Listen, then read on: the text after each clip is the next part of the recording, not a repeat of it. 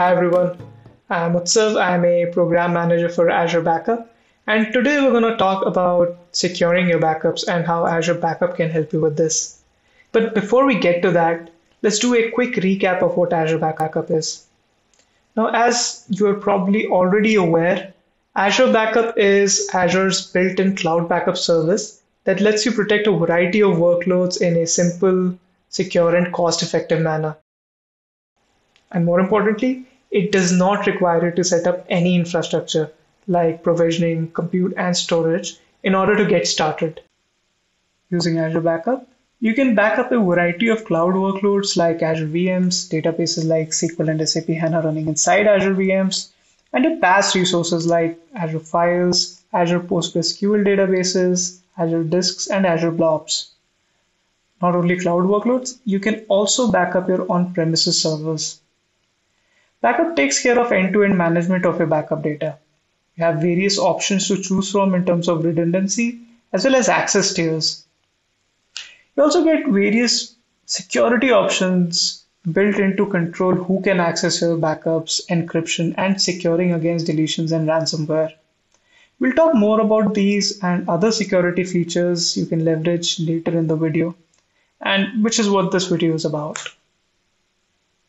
The vault is a management entity here that lets you manage your backups, and these vaults contain backup policies that define specifics for your backups, like when and how often your backups are taken and how long are they retained for.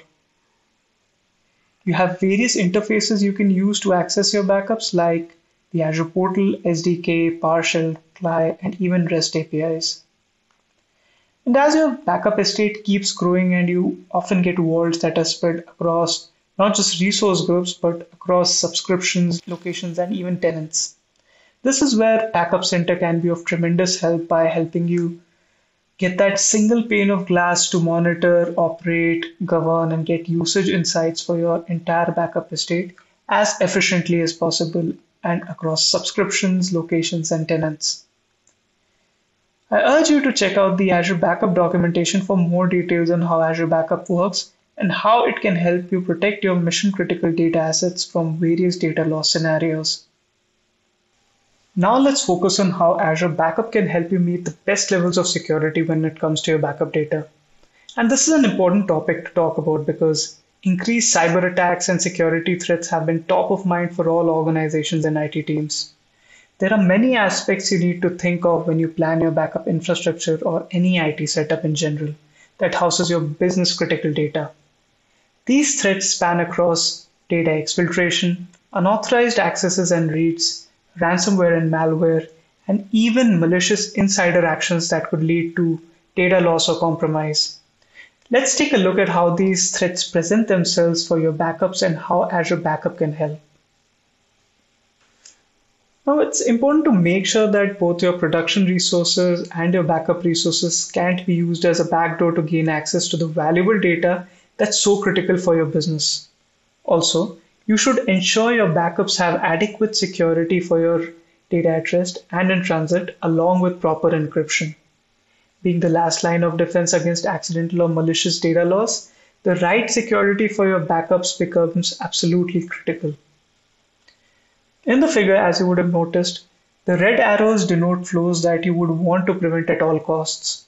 So, at a high level, security for your backup infrastructure comes in two pieces. There's the data protection side that ensures your data is confidently secured in your own networks and is accessible by only authorized users.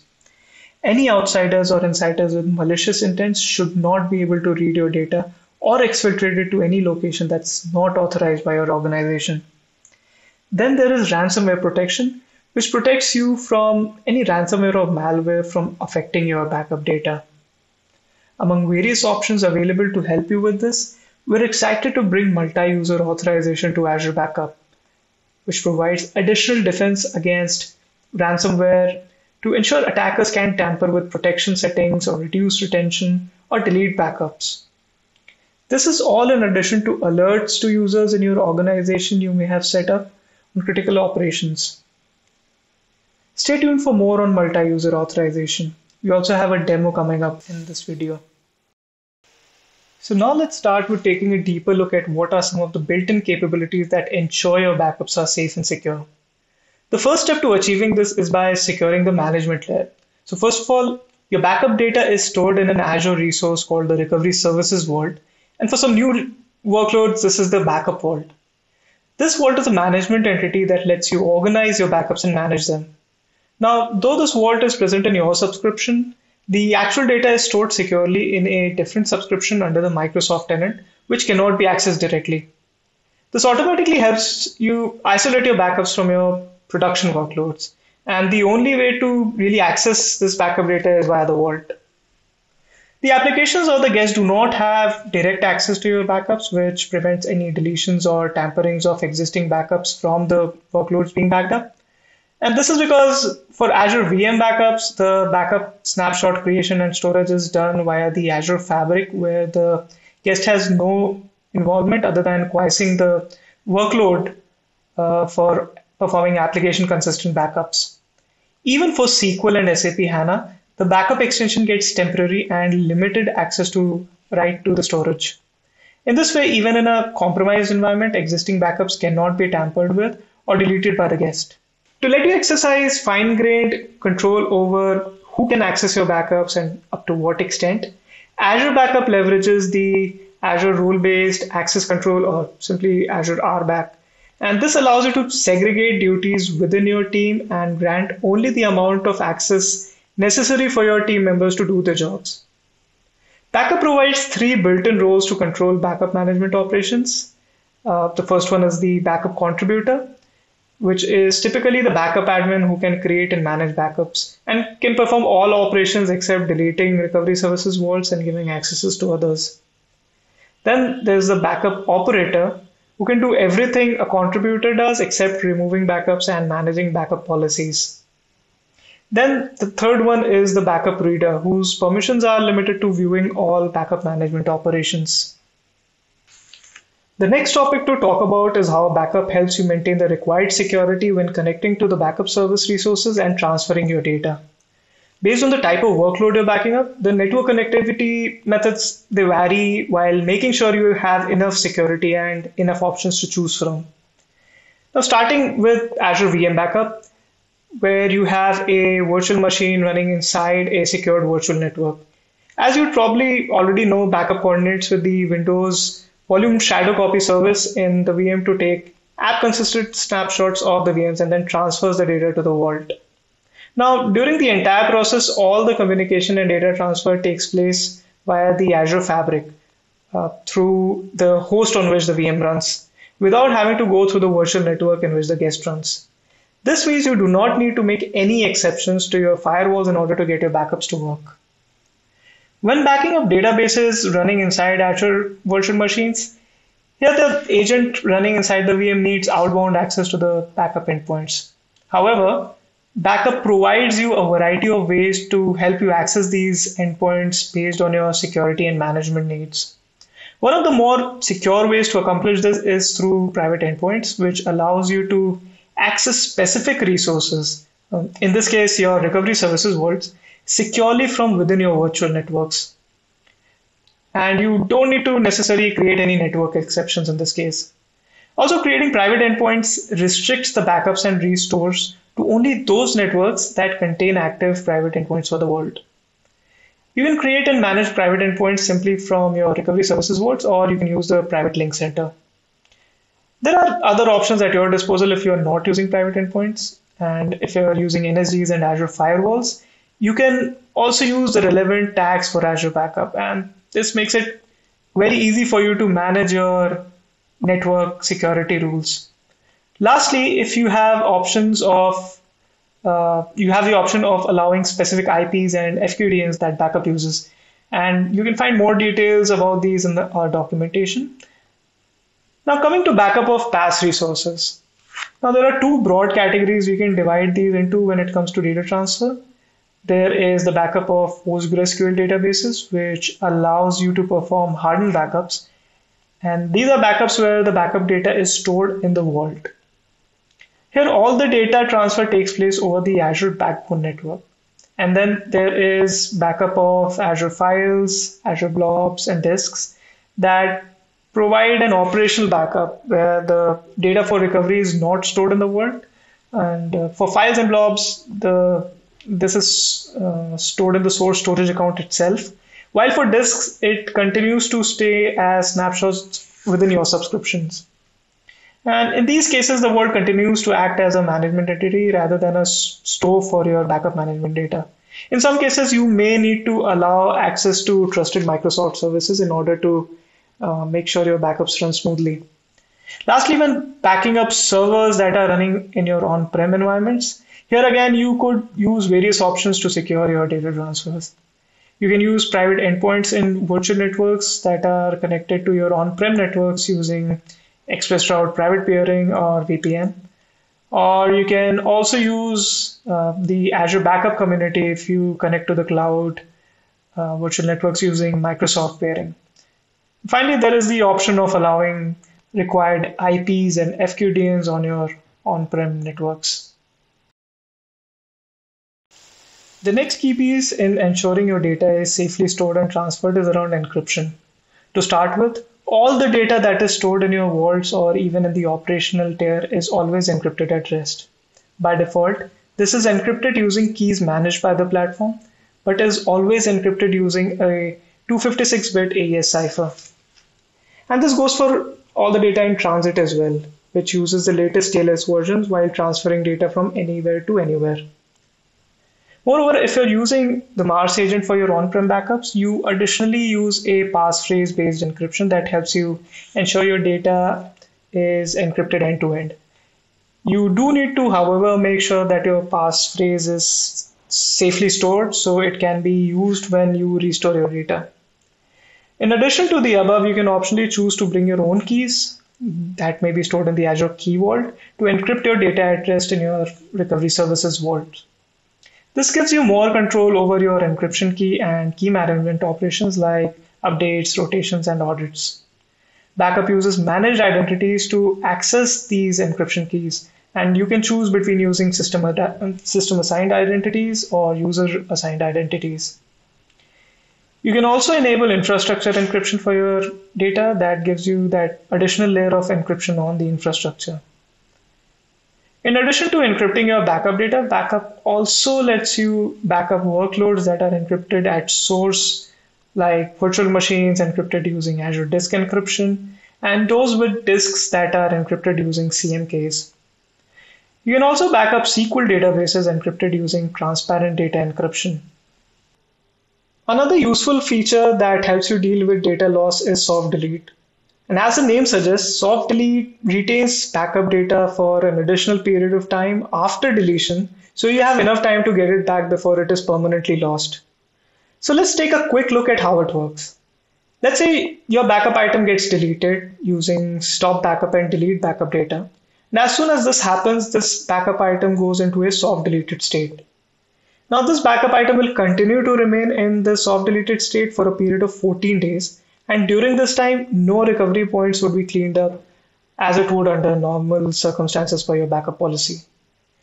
Another important thing to note here is that you're not charged for retaining your backups during this period. Now, if you decide to wait out the 14-day period, the backup item would be automatically purged on the 15th day. However, if the data was deleted unintentionally, you can undelete the backup item, which effectively sends it into a stop backup with retained data state, and hence backups will continue to be as they are without any cleanup of recovery points. After this, you can resume backups on this item, or if you figure out that this indeed isn't required, you can delete backup data, which would again keep it in the soft deleted state for 14 days before permanently deleting it. A few things to note about soft delete though. Soft delete is enabled by default for all new vaults, and like I mentioned before, it does not incur charges to retain data during the soft deleted period. You can optionally disable soft delete, in which case no data would be retained once an item is stopped for protection with delete data. Although we do not recommend disabling this for your production workloads. Let's also take a quick look at how it works in practice. Here I have my vault that has soft delete enabled for it.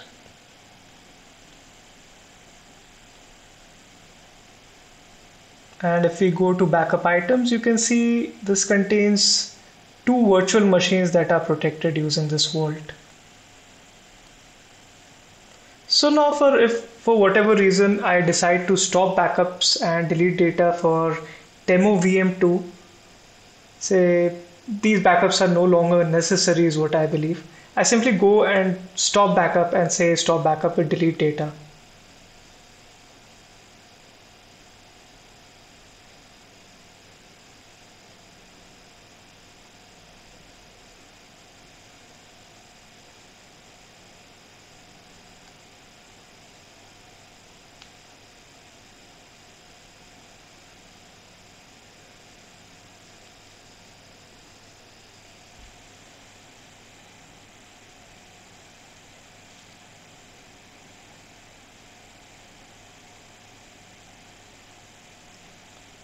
Once done, if you go to the backup items view again, you would see this particular instance is now denoted by a red mark, which indicates that this is in a soft deleted state. And your backup status also shows a warning that backups have been disabled. Now, in the instance view for this particular backup item, I see I just have two options to either wait out the period that the banner shows, or I can undelete the backup item if in case I later find out that in fact I need these backups and they were deleted by accident. So all I need to do in such a case is click undelete, which would bring this backup item into a stop backup with retained data state. Now once I see that this backup item is in a stop backup with retained data state, I can simply go ahead and resume my backups if needed. But then the question comes, what if someone like a malicious insider or an external attacker disables soft delete and then deletes your data? And if there are any ways to be safe against such actions? And this is where multi-user authorization or MUA comes in. MUA for backup uses a new resource called the resource guard that allows you to add that additional layer of protection you need for critical operations like disabling soft delete, stopping and deleting backups, reducing retention of backup policies, changing backup policies associated with an item, or disabling MUA itself or changing the security pin for mass backups. Now let's take a quick look at how it works. Let's assume the two typical users you would have in such a scenario.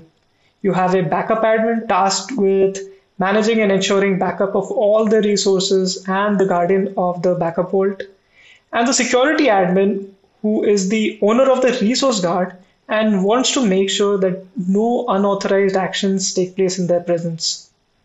This resource guard can even be in a different subscription or even a different tenant.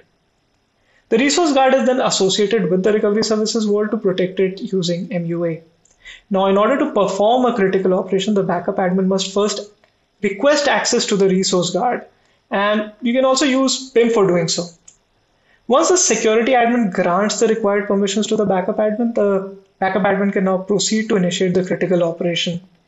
At this point, the Azure Resource Manager assesses if the backup admin has the required permissions on the resource guard or not. If not, the operation is denied and the backup admin sees a failure. If the admin has sufficient permissions, the request goes through to the vault. And this is how backup uses the resource guard to ensure that any critical operations performed are well intentioned. Now let's check out multi-user authorization for backup in action. To start with, I have my two accounts I'd be using. One of my accounts, let's call this my backup admin account, has my recovery services vault. And the other is my security admin account that contains the resource guard. This, as you can see, is in a different directory altogether. Now in the security subscription, I've added my backup admin user as a reader to the subscription containing the resource guard. And this is all the permissions I need to enable multi-user authorization on a recovery services vault. Please note, this is only to enable multi-user authorization, and this role doesn't allow the backup admin to perform any critical operations. Now let's go back to my vault and configure multi-user authorization on it. For this, I go to Properties, and now I see a new option for multi-user authorization. I simply go in, and now I need to specify that I want to protect the vault using a resource guard and select the resource guard I wish to use. You can either specify the resource guard URI or simply select the resource guard from the directory you want. Now the only thing you need to keep in mind is that your resource guard should be in the same Azure region as your vault, no matter what the subscription or directory it is in. Let's go ahead and select the resource guard. I select the directory and click Authenticate. Then I select my resource guard and we're done. As you can also see being pointed out in the text here, that the fact that you can associate a resource guard doesn't mean that you necessarily have all the permissions to disable MUA as well, which, like we said, needs additional permissions since it's a critical operation. Now let me go back to our earlier example of soft delete and see if it's possible for an attacker to possibly disable the soft delete and delete my data. So I go to the security settings of my vault and let's try to disable soft delete. I'm informed here that this is a protected operation. Now let's authenticate and try to save it.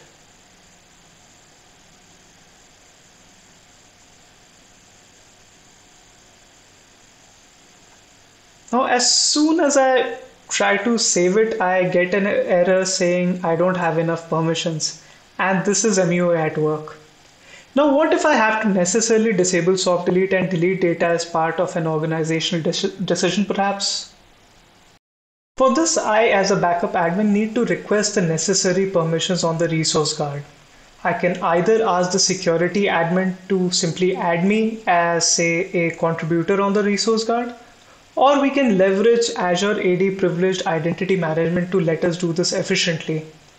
For using the latter, from my backup admin account, I go to the directory where the resource guard lies, and then I navigate to Privileged Identity Management.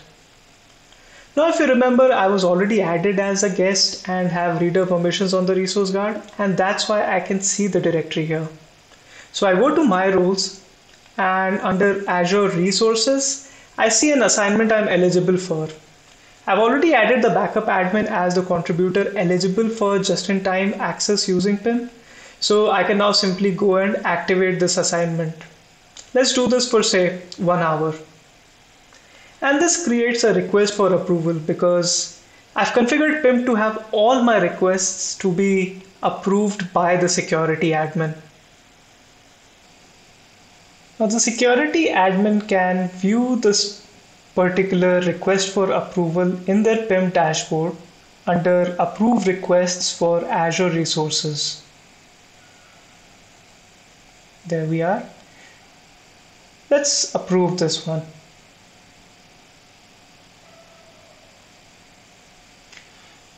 As soon as the request is approved by the security admin, the backup admin is notified, and now they have the required permissions to perform critical operations on the protected recovery services vault for the specified duration. So now let's go back to the vault and try disabling soft delete again.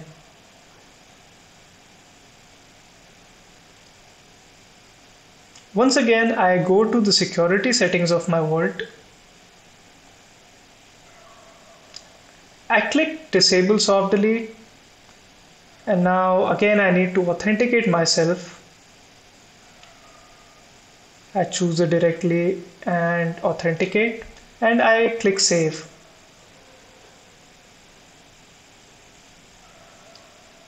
And this time the request goes through. So we see how we can easily protect such critical operations using the resource guard along with PIM. In this demo, we showed all this in the context of disabling soft delete. However, this applies in pretty much the same way for various other critical operations that we talked about earlier as well. In addition to maintaining security of backups, Azure Backup also helps you govern your Azure environment to ensure that all your resources are compliant from a backup perspective. And you can use Azure policies to help you do so. Further, Azure Backup also helps you keep track of compliance of your resources on all the built-in policies for backup. It lets you view your data sources that haven't been configured for backup as well. You can also use Azure policies to make sure your vaults are using the required security capabilities they ought to be using as per your organization guidelines, like encryption using customer managed keys, private endpoints, etc. As a backup admin, you can use the backup center as a single pane of glass to monitor your jobs and backup inventory on a day-to-day basis. You can also use the backup center to perform your regular operations such as responding to on-demand backup requests, restoring backups, creating backup policies, and so on. Backup finally helps you notify the required personnel to take appropriate actions in cases of any failures or abnormal activities. You can further create custom rules on your reporting data and to create automatic tickets. So that's it from my end for now. I hope you found this video useful. Do let us know about it. Till then, stay safe and take care. And thanks for watching. See you next time.